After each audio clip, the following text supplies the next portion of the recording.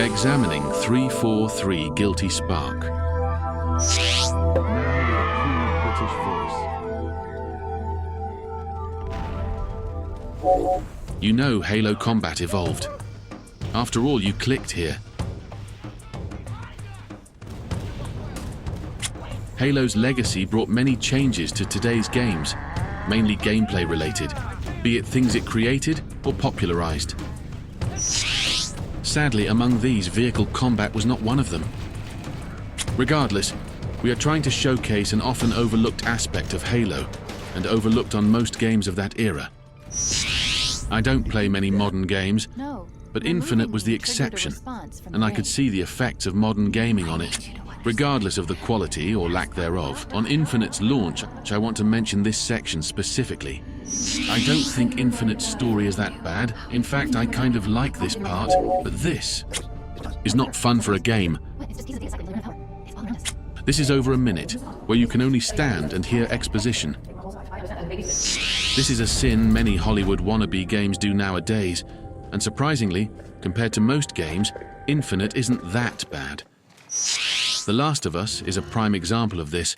The first 20 minutes of the game are just walking and exposition. This section alone was 2 minutes. It's all relative. This way. This one is 5 minutes. And these are all unskippable gameplay sections. Even one of my favorite game franchises, Metal Gear, is guilty of this. The hospital intro to MGS5 is 30 minutes alone.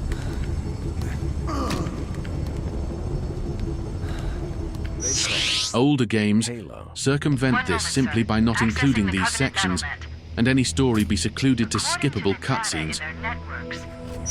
Most importantly, they would trust the player's curiosity to let them learn more of the story through environmental storytelling.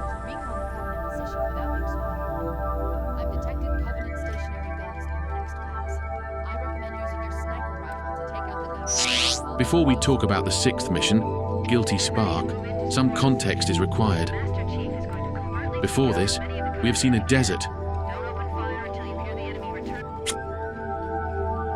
a forest, a beach, and a tundra. These are all native from the Ring. The only foreign areas you visit are ships from the foreigners themselves. Even the Forerunner structures are only populated by the foreigners taking control of Halo. All of this paints the Halo Ring to be a very familiar place, like Earth. Despite being so far from Earth, Halo was even meant to have native creatures on it, like blind wolves. However, they were cut. This all changes in 343 Guilty Spark. Not including cutscenes themselves, the environment right away tells you 1,000 stories the very moment you hit the ground. Albeit a swamp is a familiar place, being natural to Earth, the tone contrasts to the other missions completely. One of the first things that most people won't notice within the original version of CE is these glowing plants. Subtle, but the first thing, outside of Forerunner structures themselves to feel out of place, especially in the CEA version. However, we will try not to use CEA for this video to show the original intent. This is the first hint of something being wrong. If that wasn't enough, just by going to the left, here you will find a downed pelican, it was rare back then, playing an ominous message. You hear on how there is something out there, and it is not Covenant.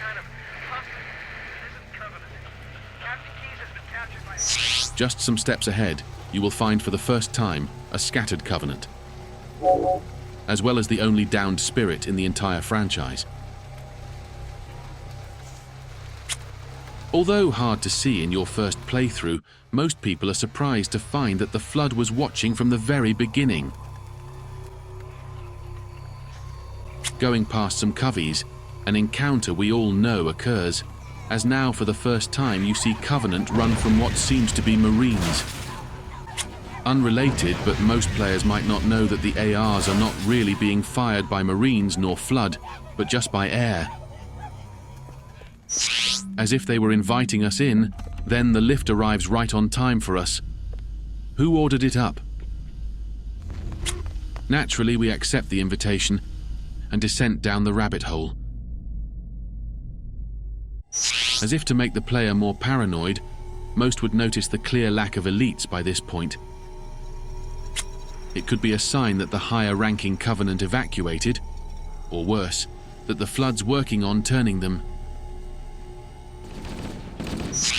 After doing quick work of the fodder, most would notice the walls decorated with plenty of Covenant blood. Most importantly, a unique, goopy-like liquid will be noticed here by players. Going back one room, you will notice this is also coming from the center of the room for some reason. These particles are reoccurring for this mission, just making it seem like we are being watched. And once again, we've got another first time in this level, as we see the first crazy Marine. This went on to become a trope, appearing in Halo 3, ODST, and Reach. And right away, there is another ominous sign, albeit a subtle one.